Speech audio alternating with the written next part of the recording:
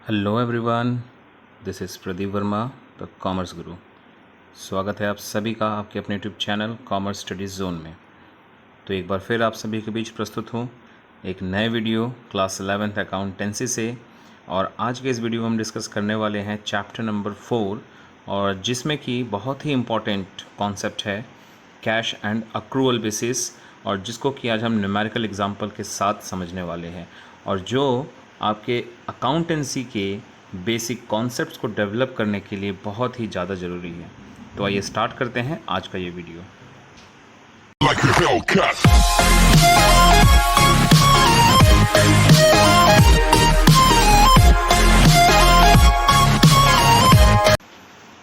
So we will start with the introduction of cash and accrual basis कि क्या है ये दोनों। ठीक है, प्रॉफिट अर्न और loss incurred by the business can be determined either by cash basis और अक्रूवल बेसिस। तो जैसा कि आप देख पा रहे हैं बहुत सिंपल से वे में कि प्रॉफिट कितना हुआ है बिज़नेस को या कितना लॉस बिज़नेस को सफ़र करना पड़ा है, इन चीज़ों को कैलकुलेट करने के लिए हम दो में से एक तरीके को अपनाते हैं, या तो कैश बेसिस या फिर accrual basis. So in this way we can say that कि बेसिस दो होते हैं अकाउंटिंग के, एक होता है कैश बेसिस और एक होता है अक्रूवल बेसिस। जब कभी भी हम अपने अकाउंटिंग ट्रांजैक्शंस को रिकॉर्ड करते हैं तो इनमें से कोई ना कोई एक बेसिस वहाँ वर्क ज़रूर कर रहा होता है, और हम डिटेल में अब जानेंगे वीडियो में कि कौन सा बिजनेस एंटरप्राइज किस बेसिस को यूज़ करता है और किस में क्या फ़ायदे हैं, किस में क्या नुकसान है। Okay, so let us discuss. तो पहला आता है कैश बेसिस ऑफ अकाउंटिंग। तो जैसा कि आप इमेजेस में देख पा रहे हैं, सिर्फ और सिर्फ कैश की बात हो रही है और एक चीज़ लिखा हुआ है सॉरी कैश ओनली। ठीक है, मतलब कि इससे मीनिंग आपको आधी आधी आ जा रही होगी कि सिर्फ और सिर्फ कैश ट्रांजैक्शंस की ही बात इसमें होती है। Now let's have the detail. Cash basis of accounting is a system in which transactions are recorded when cash is transacted। तो ये वो अकाउंटिंग का सिस्टम है जिसमें कि कभी भी रिकॉर्डिंग कब होता है, जब कैश का ट्रांजैक्शन होता है, वेदर रिसीव्ड और पेड, चाहे वो रिसीव हो रहा हो चाहे वो पेड हो रहा है, for both equally it is कि कैश जब तक एक्सचेंज ना हो तब तक उसको रिकॉर्ड नहीं कर सकते हो। It means revenue is recognised on receipts of cash, यानी हमारे इस कॉन्सेप्ट के अकॉर्डिंग अगर हम कैश बेसिस को के फॉलोअर्स हैं तो हम रेवेन्यू कब रिकॉर्ड करेंगे अपने अकाउंटिंग में, जब हमें उसके बदले पैसा मिलेगा। Likewise expenses are recorded as incurred when they have been paid, और इसी तरह से एक्सपेंस को हम कब मानेंगे कि एक्सपेंस है वो जब हमने उसके लिए एक्चुअली कैश पेड किया। ठीक है, इन अदर वर्ड्स हम ये कह सकते हैं कि credit transactions are not recorded at all. Simple way में कहें, जो अभी ऊपर हमने मीनिंग पढ़ी है इस पैराग्राफ फर्स्ट पैराग्राफ में, उससे एक बात एकदम क्लियर है कि इसमें कोई भी क्रेडिट ट्रांजैक्शन रिकॉर्ड नहीं होता है, and simply they are ignored till cash is actually receive और पेड फॉर देम। जब तक कि उनसे पैसे ना मिल जाए या तो पे करना हो, तो जब तक पे ना कर दे तब तक उसको रिकॉर्ड नहीं करते हैं। Thus profit is merely the excess of actual cash receipts in respects of sale of goods and other incomes over actual payments in respect of purchase of goods, expenses on wages, salary etc। तो कह रहे हैं कि इस तरह से हम अगर कैश बेसिस के फॉलोअर हैं तो हमारे अकाउंटिंग में प्रॉफिट का बेसिकली मतलब किससे होगा, एक्सेस से। किसका एक्सेस से, एक्चुअल कैश का, किससे, एक्चुअल कैश पेमेंट से। तो एक्चुअल कैश रिसिट्स जो होता है वो क्या क्या है हमारा, लाइक गुड्स को हमने बेचा उससे पैसा मिला, जो मिला उसी की हम बात करेंगे, जो उधार में रहा उसकी हम बात नहीं करेंगे, और कोई इनकम जो हमको रिसीव हो रहा है that is called actual cash, यानी उसी को हम इनकम के तौर पर कंसिडर करने वाले हैं, सॉरी रेवेन्यू के तौर पर कंसिडर करने वाले हैं। और जितना एक्चुअल पेमेंट हुआ है, चाहे वो गुड्स के परचेज के लिए हो, चाहे एक्सपेंसेस हुआ हो वेजेस के लिए, सैलरी या रेंट के लिए, तो उसको हम मानेंगे अपने एक्सपेंस। तो देन जब हम दोनों को आपस में घटाएंगे तो डिफरेंस जो आएगा वो हमारा प्रॉफिट होगा as per this concept or system of cash basis। When cash basis of accounting is followed, outstanding and prepaid expenses and income received in advance and accrued income are not considered। जब हम cash basis को follow करते हैं तो ये जो list आप देख रहे हैं, outstanding expenses, prepaid expenses, income received in advance और अक्रूड इनकम, इन तरह की कुछ वर्ड्स का कोई भी एग्जिस्टेंस ही नहीं होता, इनकी हम बात करते ही नहीं है। ठीक है, क्योंकि हमें जितना कैश मिलेगा उसकी बात करेंगे, जो नहीं मिला या जो नहीं पेड हुआ उसकी हम बात ही नहीं करते हैं। This basis of accounting is useful for the professional peoples like lawyers, doctors, chartered accountant, etc. तो जो प्रोफेशनल लोग होते हैं उनका जो अपना होता है रिकॉर्डिंग, जनरली वो अपना कैश बेसिस पर करते हैं, बिकॉज उनके nature of transaction generally cash basis पर होते हैं, वहाँ पर क्रेडिट ट्रांजैक्शन जनरली ना के बराबर होते हैं. नाउ अब तक के एक्सप्लेनेशन से कुछ क्वेश्चन सामने आ रहे हैं, like what is outstanding expenses. अभी अभी आपने देखा कि एक आउटस्टैंडिंग एक्सपेंस की हमने बात करी है यहाँ पर, ठीक है. तो अब बात आती है कि आउटस्टैंडिंग एक्सपेंस क्या है. तो आउटस्टैंडिंग एक्सपेंस का मतलब होता है ऐसे एक्सपेंस जिसको पे करने का एक्चुअल टाइम तो आ चुका है बट आपने किसी वजह से पेड ना किया हो. लाइक आप एक रेंटल प्रॉपर्टी पे बिजनेस कर रहे हो, ठीक है. आपका मार्च का सेशन आ चुका है, मार्च खत्म हो चुका है, तो आपको मार्च तक का रेंट पे कर देना चाहिए था, but due to some reason March का रेंट आपने पेड नहीं किया, तो that will be considered as outstanding expenses, और as per the cash basis हम आउटस्टैंडिंग को कंसिडर करते ही नहीं हैं. नेक्स्ट आता है आपका व्हाट इज़ प्रीपेड एक्सपेंस. अभी आपने देखा पैराग्राफ में प्रीपेड एक्सपेंस भी आया. तो प्रीपेड में बहुत सिंपल से मीनिंग लिखिए, प्रीपेड यानी समय से पहले पे कर देना, यानी कोई ऐसा एक्सपेंस आपने जो पे कर दिया हो बट उसको पे करने का एक्चुअल टाइम अभी आया ही ना हो. देन ऐसे ही आता है आपका एक्रूड इनकम. एक्रूड इनकम का मतलब होता है एक ऐसा इनकम जो आपने रिसीव नहीं किया अब तक बट आपको रिसीव कर लेना था, यानी कि उस इनकम को आपने जनरेट कर लिया है बट अब तक उसका एक्चुअल कैश रियलाइज्ड नहीं हुआ है. तो it is quite similar to outstanding expense, बस फ़र्क यही है कि आउटस्टैंडिंग एक्सपेंस में पेमेंट ड्यू होता है और एक्रूड इनकम में पेमेंट रिसीव होना जो होता है वो बाकी रह जाता है. एंड लास्ट आता है आपका इनकम रिसीव्ड इन एडवांस. तो it is quite similar to prepaid expenses. जिस तरह से प्रीपेड एक्सपेंस का मतलब होता है कि किसी एक्सपेंस को हमने टाइम से पहले पेड कर दिया, वैसे इनकम रिसीव्ड इन एडवांस का मतलब यानी एन अक्रूड का मतलब होता है कि जिसको हमने समय से पहले रिसीव कर लिया. आपने किसी का वर्क अभी पूरा नहीं किया बट आपने उसको एडवांस में, उसने आपको एडवांस में पेमेंट दे दिया है, that is called income received in advance. तो ये जो चार टर्म्स आप देख रहे हो, ये चारों टर्म हमारे कैश बेसिस में किसी काम के नहीं है, क्योंकि हम इससे मतलब ही नहीं रखते हैं. हम सिर्फ और सिर्फ किससे मतलब रखते हैं? पैसों से, कैश से. जब वो हमें मिलेगा तभी रिकॉर्ड करेंगे, जब पेड होगा तभी रिकॉर्ड करेंगे. सो अब आते हैं एडवांटेजेस ऑफ कैश बेसिस की तरफ. It is a simple basis of accounting as adjustment for outstanding expenses, prepaid expenses, accrued income और unaccrued income is not made. तो अभी तो आप सभी को चारों मीनिंग मैंने समझा दी है, आप समझ गए हैं इस बेटर वे में. तो इस बेसिस को काफ़ी सिंपल बेसिस कहा जाता है जस्ट बिकॉज क्योंकि इसमें ये सारे जो एडजस्टमेंट्स होते हैं आउटस्टैंडिंग प्रीपेड के और accrued unaccrued के वो नहीं किए जाते हैं.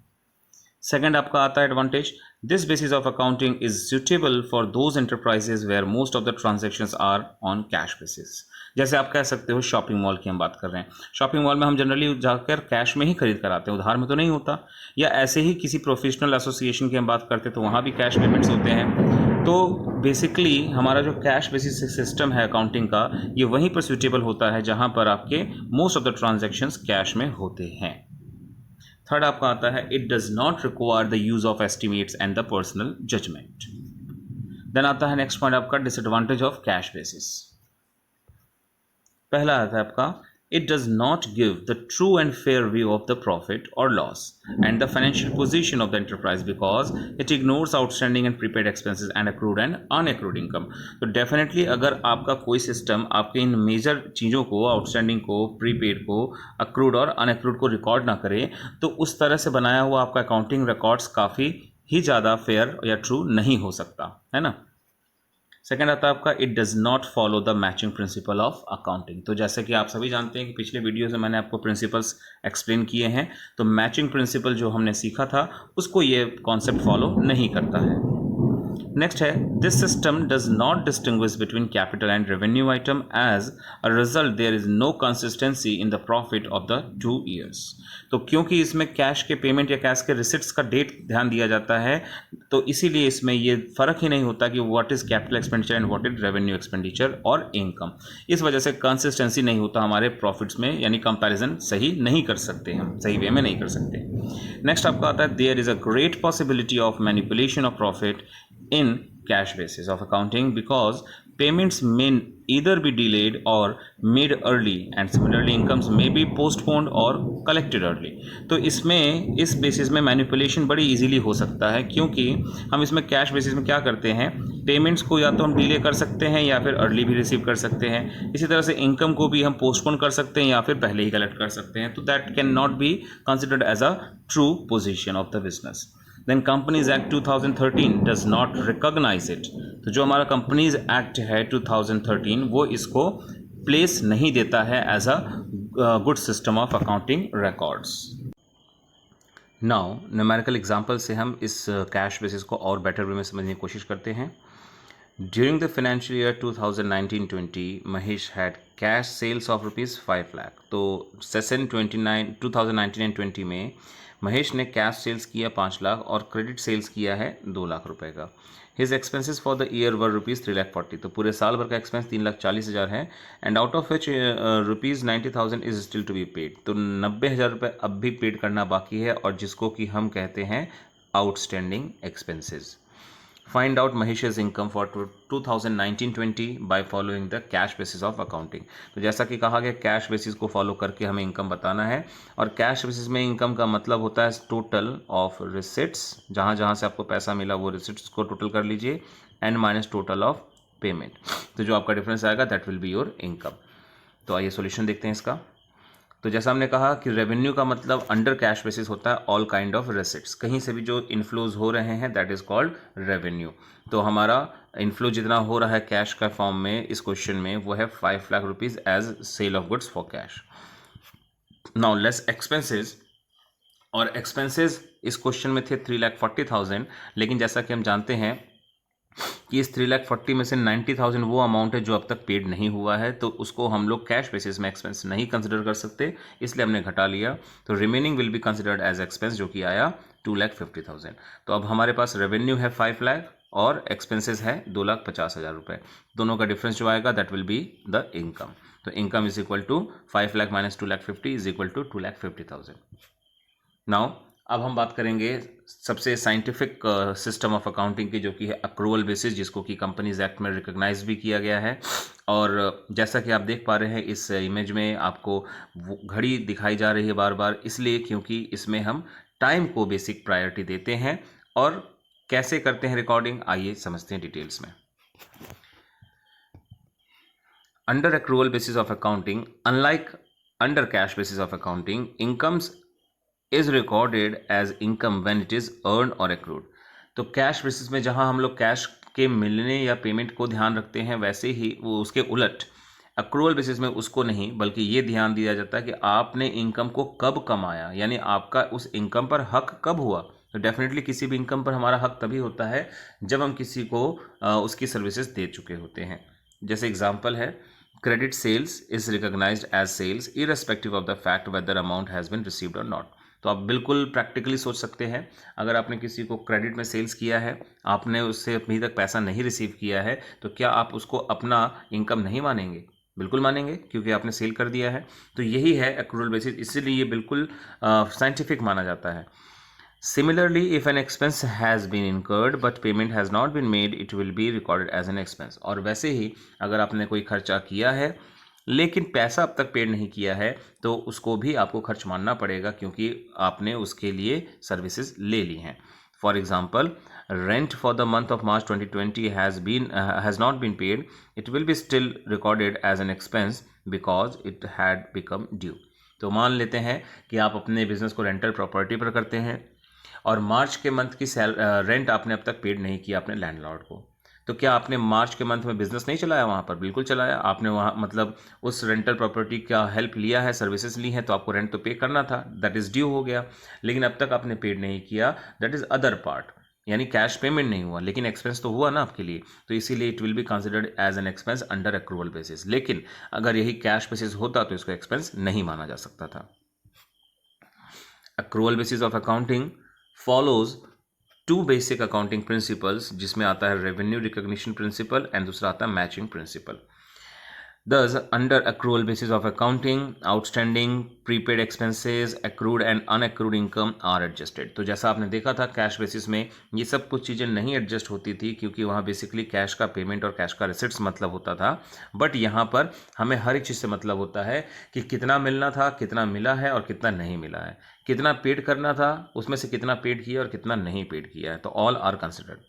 तो companies act 2013 requires companies to follow accrual basis of accounting in maintaining the books of account. तो जैसा आप देख पा रहे हैं कंपनीज एक्ट में ये मेंशन किया गया है कि हर एक कंपनी को अपने अकाउंटिंग रिकॉर्ड्स को कंपनीज अक्रूवल बेसिस पर ही बनाना होगा। दैट मीन्स कंपनीज एक्ट इसको रिकॉग्नाइज करती है। नाउ एडवांटेजेस पे आते हैं।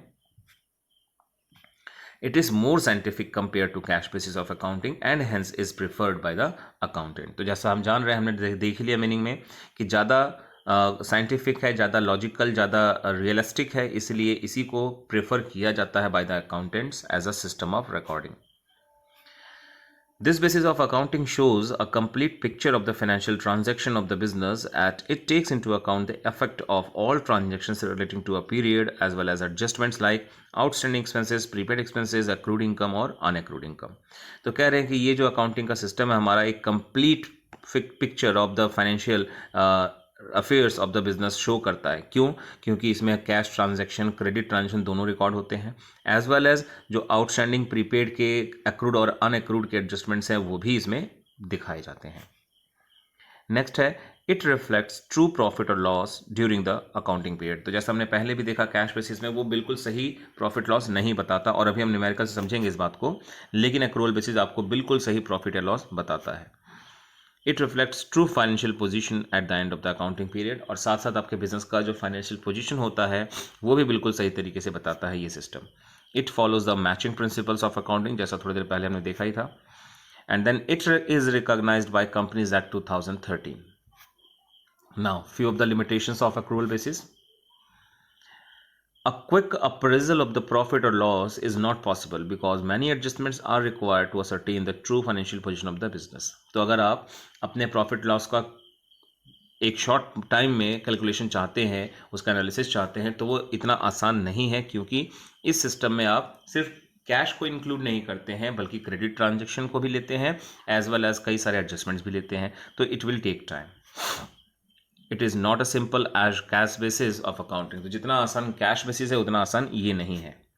It requires the use of estimates and personal judgement, और साथ साथ इसमें जो हमारे अकाउंटेंट्स हैं, जो बुक कीपिंग का काम करते हैं, जो रिकॉर्डिंग का काम करते हैं, अकाउंट्स को मेंटेन करते हैं, एनालिसिस करते हैं, जितने भी हमारे जूनियर और सीनियर स्टाफ हैं, उन सभी को अपने अकाउंटिंग रिकॉर्ड्स के लिए अपने एस्टिमेट्स करना पड़ता है और पर्सनल जजमेंट्स लेने पड़ते हैं, जो कि हमारे कैश बेसिस में नहीं करना पड़ता था। तो ये काफ़ी एनालिटिकल हो जाता है। नाउ अगेन एक न्यूमेरिकल एग्जांपल से इसको भी समझते हैं, और ये वही न्यूमेरिकल एग्जांपल लूंगा जो कि हमने कैश बेसिस के लिए लिया था, सो दैट कि कंपैरिजन भी पैरेलली हो जाएगा और साथ साथ आप लोग दोनों में फ़र्क कर पाओगे। तो देख सकते हो आप लोग, सेम मैंने एग्जांपल ले रखा है कि महेश ने आप कैश सेल्स किया था 5 लाख रुपीज़ का, क्रेडिट सेल्स किया था 2 लाख रुपए का, और उसके एक्सपेंसेस है 3,40,000, जिसमें से 90,000 पेड नहीं हुआ था और इनकम निकालना है। और बाय मिस्टेक यहाँ पे कैश बेसिस लिखा हुआ है, यहाँ पर होगा आपका एक्रूअल बेसिस, क्योंकि ऑलरेडी हमने कैश बेसिस से निकाल लिया है, अब एक्रूअल से निकालना है सेम इसी क्वेश्चन को। तो आइए सॉल्यूशन देखते हैं। तो जैसा हम जानते हैं कैश बेसिस में रेवेन्यू का मतलब तो था सिंपली कैश जितना कलेक्ट हुआ, बट यहाँ पे ऐसा नहीं है। यहाँ पर है कि जितना आपने रेवेन्यू अर्न किया है, तो आपने जो कैश में बेचा वो भी आपकी रेवेन्यू है, जो क्रेडिट बेचा वो भी आपकी रेवेन्यू है। ठीक है, इट इज़ इमटेरियल कि आपको कैश मिला कि नहीं मिला। तो 5 लाख और 2 लाख मतलब टोटल सेल्स आपकी कितनी हो गई? 7 लाख। तो 7 लाख इज़ योर रेवेन्यू। एक फ़र्क आप देख सकते हो यहाँ पे कितना बड़ा आ गया। ऐसे एक्सपेंस की बात करते हैं तो हमने कैश बेसिस में क्या किया था, टोटल एक्सपेंस में से 90,000 घटाया था, क्योंकि वो पेड नहीं हुआ था। लेकिन जैसा हम जानते हैं एक्रूवल में कैश पेमेंट या कैश कलेक्शन का कोई खास इंपॉर्टेंस नहीं है, तो इसीलिए टोटल जो एक्सपेंस था 3,40,000 वही एक्सपेंस कंसिडर होगा, उस 90,000 को नहीं घटाना है, क्योंकि पेड हुआ हो ना पेड हुआ हो इससे एक्रूवल बेसिस को कोई मतलब नहीं होता है। तो इस तरह से हमारा जो नेट इनकम बनेगा वो क्या होगा? 7 lakh that is total revenue minus 3,40,000 that is total expense, that will be your income, और जो आएगा 3,60,000। तो it is a true picture of the business. ये बिल्कुल सही सिचुएशन बता रहा है बिजनेस का कि एग्जैक्ट प्रॉफिट क्या है। नाउ अब हम डिटेल में बात करेंगे difference between accrual and cash basis, जो कि ऑलमोस्ट हमने डिस्कस कर लिया है, स्टिल पॉइंट बाय पॉइंट हम समझेंगे। तो पहला पॉइंट है हमारा नेचर ऑफ ट्रांजैक्शंस। तो अक्रूवल बेसिस पहले हम लेंगे and then parallelly cash basis. Both cash and credit transactions are recorded, and यहाँ पे है कि only cash transactions are recorded. ये ऑलरेडी हमने डिस्कस किया है कि अक्रूवल बेसिस में दोनों ट्रांजेक्शन्स लिए जाते हैं, क्रेडिट और कैश बेसिस में सिर्फ और सिर्फ कैश ट्रांजेक्शन्स को ही लिए जाते हैं, जो हमने न्यूमेरिकल सपोर्ट्स में भी समझा है। नेक्स्ट पॉइंट ऑफ डिफरेंस है आपका प्रॉफिट और लॉस। तो लिखा हुआ है अक्रूवल बेसिस में कि करेक्ट प्रॉफिट और loss is ascertained because it records both cash and credit transactions. ठीक है, तो यहाँ पर जो अक्रूवल बेसिस है वो हमारा करेक्ट प्रॉफिट लॉस बताता है, क्योंकि ये कैश और क्रेडिट दोनों ट्रांजेक्शन्स को रिकॉर्ड करता है, जबकि कैश बेसिस हमारा करेक्ट प्रॉफिट और लॉस नहीं बताता, क्योंकि it records only the cash transactions. Now technical knowledge. तो जैसा हमने पहले कहा कि ज़्यादा साइंटिफिक है अक्रूवल, तो दैट मीन्स यहाँ टेक्निकल नॉलेज ज़्यादा चाहिए हमें। It requires technical knowledge as many adjustments are required to be made. तो इसमें ज़्यादा से ज़्यादा हमें एडजस्टमेंट्स करने पड़ते हैं, like outstanding, prepaid, accrued and unaccrued, तो ये ज़्यादा टेक्निकल हो गया। एंड कैश बेसिस में ज़्यादा हमें टेक्निकल नॉलेज नहीं चाहिए, क्योंकि इसमें सिंपली कैश रिसिट्स और पेमेंट्स को अप्लाई किया जाता है। Now legal position. तो हमने पढ़ा था कि कंपनीज एक्ट में अक्रूवल बेसिस को रिकॉग्नाइज किया गया है, जबकि कैश बेसिस को नहीं किया गया है, तो ये लीगल पोजीशन रखता है और ये लीगल पोजीशन नहीं रखता है। नेक्स्ट बात करते हैं अगले पॉइंट की तरफ, रिलायबिलिटी। तो रिलायबिलिटी मतलब भरोसे के लायक। तो डेफिनेटली अगर अक्रूवल बेसिस हर एक एस्पेक्ट्स को रिकॉर्ड करता है तो ये ज़्यादा रिलायबल हो जाता है, तो इट इज़ मोर रिलायबल। और कैश बेसिस में कुछ चीज़ें नहीं रिकॉर्ड होती हैं, इसलिए ये कम रिलायबल होता है। And the last point, suitability, किसके लिए कौन सा रिकॉर्डिंग बेस ज़्यादा सही है। तो it is suitable for businesses enterprise with profit motive. तो बेसिकली हर एक बिजनेस एंटरप्राइज जिसमें प्रॉफिट अर्निंग होता है, प्रॉफिट मोटिव के लिए बनाया जाता है, उसको वो अक्रूवल बेसिस से ही करते हैं। और it is suitable for the professional peoples like doctors and lawyers, या फिर एनपीओज, जो बिजनेस तो नहीं, जो हमारे सर्विस मोटिव के लिए बनाया गया, जिसको हम कहते हैं नॉट फॉर प्रॉफिट ऑर्गेनाइजेशन, वो लोग बेसिकली कैश बेसिस यूज़ करते हैं। एज वेल एज जो प्रोफेशनल पीपल्स हैं, जैसे डॉक्टर्स हैं, लॉयर्स हैं, चार्टर्ड अकाउंटेंट्स हैं, वो लोग यूज़ करते हैं कैश बेसिस को रिकॉर्ड करने के लिए, क्योंकि उनके mainly maximum transactions cash basis पर ही होते हैं। तो ये था हमारा difference between both the basis. तो ये थे आज के वीडियो में हर एक aspects regarding cash basis and accrual basis, meaning, limitations, advantages, और सबसे जरूरी चीज़ उसका न्यूमेरिकल एग्जांपल, जिससे कि आपको ये बहुत इजीली समझ में आ सके। तो होप सो कि आपको ये वीडियो आज का अच्छा लगा होगा, और अगर पसंद आया है तो लाइक ज़रूर करें, अपने फ्रेंड्स में शेयर करें, और अगर चैनल में पहली बार आपने विजिट किया, सब्सक्राइब नहीं किया तो सब्सक्राइब भी करें। मिलते हैं अपने नेक्स्ट वीडियो में, तब तक के लिए टेक केयर, बाय बाय।